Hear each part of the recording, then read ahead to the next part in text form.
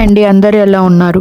మేము కన్యాకుమారి దర్శనం పూర్తి చేసుకున్న తర్వాత నెక్స్ట్ రామేశ్వరం వెళ్ళడానికి స్టార్ట్ అయ్యామన్నమాట. కన్యాకుమారి నుంచి రామేశ్వరం వరకు రోడ్ జర్నీ చాలా బాగుంటుంది. ఈ రూట్లో ఏమేం ప్రదేశాలు కనిపిస్తాయి, ఎలాంటి స్పాట్స్ మిస్ అవ్వకూడదు అనేది ఈ వీడియోలో మీతో షేర్ చేస్తున్నాను. మీరు నేచర్ని ఎంజాయ్ చేసే వాళ్ళైతే ఈ వీడియో అయితే మీకోసమే. ఈ జర్నీలో మనకి కనిపించే ప్రకృతి అందాలు, చిన్న చిన్న గ్రామాలు, తాటి చెట్లు, రోడ్ సైడ్ లైఫ్, అలాగే అనుకోకుండా దొరికిన కొన్ని అందమైన స్పాట్స్ అన్నీ చూపిస్తాను. సో ఫస్ట్ మనకి ఈ రూట్లో కనిపించే స్పెషల్ స్పాట్ వచ్చి విండ్ ఫ్యాన్స్ అన్నమాట. పెద్ద పెద్ద విండ్ టర్బైన్స్ రోడ్లో వెళ్తుంటే మొదట్లోనే ఇవి మనకి కనిపిస్తాయి. ఎక్కడ చూసినా ఆకాశాన్ని తాకేలా ఉండే ఈ భారీ విండ్ ఫ్యాన్స్ చాలా అద్భుతంగా కనిపిస్తాయి. గాలి శక్తిని ఉపయోగించి విద్యుత్ తయారు చేసే ఈ విండ్ టర్బైన్స్ ప్రకృతిని ఉపయోగించుకునే మంచి టెక్నాలజీ. ఒకవైపు నేచర్, ఇంకోవైపు ఈ భారీ విండ్ మిల్స్ రోడ్డు ట్రిప్లో మంచి విజువల్ ట్రీట్లా అనిపిస్తుంది. తర్వాత మన జర్నీ చిన్న చిన్న పల్లెలు, గ్రామాల మధ్య నుంచి కొనసాగుతుంది. చిన్న చిన్న ఇల్లు, పల్లెటూరి వాతావరణం, పొలాలు, రోడ్డు పక్కనే ఉండే చిన్న చిన్న బ్రిడ్జెస్, ఇవన్నీ చూస్తూ వెళ్తుంటే ట్రావెల్ ఫీల్ ఇంకా పెరుగుతుంది. చిన్న కాలువల మీద ఉండే వంతెనలు, పక్కన వాటర్, చుట్టూ ప్రశాంతమైన వాతావరణం, ఈ రూట్లో ప్రతి ఒక్కటి నేచర్ని ఎంజాయ్ చేసే వాళ్ళకి చాలా నచ్చుతుంది. ఇలా రోడ్లో కనిపించే అందమైన వ్యూస్ ఎంజాయ్ చేస్తూ వెళ్తుంటే లంచ్ టైం అయిపోయింది. సో మేము ఒక వెజిటేరియన్ హోటల్ దగ్గర ఆపాము. ఆ హోటల్ని కూడా మీకు వీడియోలో చూపిస్తున్నాను.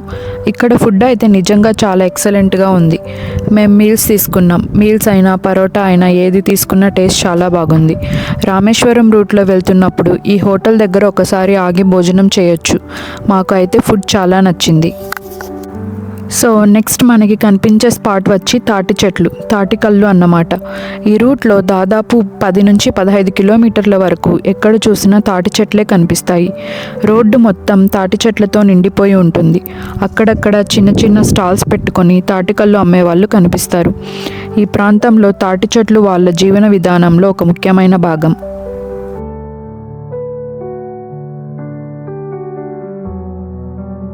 సో మేము కూడా ఇక్కడ ఒకసారి ఆపి తాటికల్లు టేస్ట్ చేద్దామని అనుకున్నాం. ఇక్కడ వాళ్ళు తాటికల్లు ఎలా తీస్తారో కూడా చూడొచ్చు. ఈ వ్యక్తి తాటి చెట్టు ఎక్కి పైకి వెళ్ళి కుండలు కడుతున్నాడు. ఆ కుండల్లో తాటి రసం సేకరిస్తారు.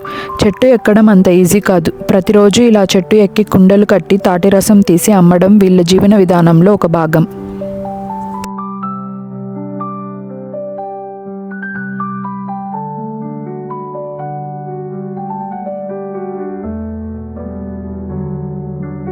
ఇక్కడ ఇంకో విషయం నాకు చాలా ఇంట్రెస్టింగ్గా అనిపించింది. వీళ్ళ గుడిసెలు కూడా తాటాకులతోనే తయారు చేసుకున్నారు. చుట్టూ ఎర్రమట్టి నేల, పక్కన ఎక్కడ చూసినా తాటి చెట్లు, చిన్న చిన్న గుడిసెలు, మొత్తం వాతావరణం చాలా సహజంగా ఉంటుంది.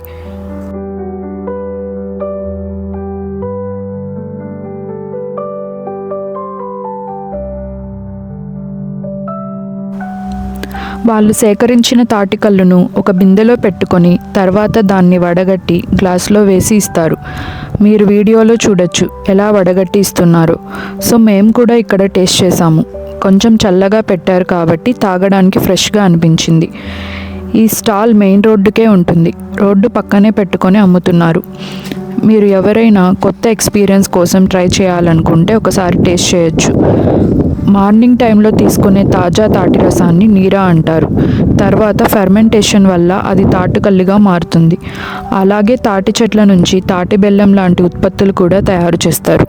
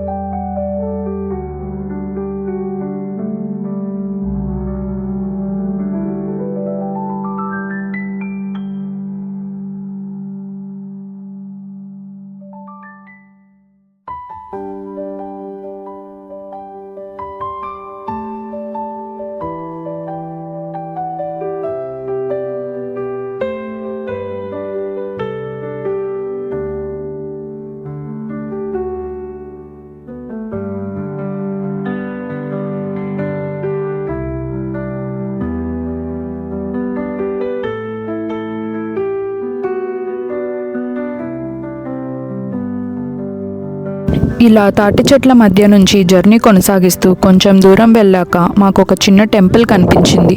ఈ టెంపుల్ చాలా చిన్నదే, కానీ ఇక్కడ ఉన్న స్పెషల్ ఏంటంటే ఈ టెంపుల్ చుట్టుపక్కల చాలా నెమళ్ళు కనిపించాయి.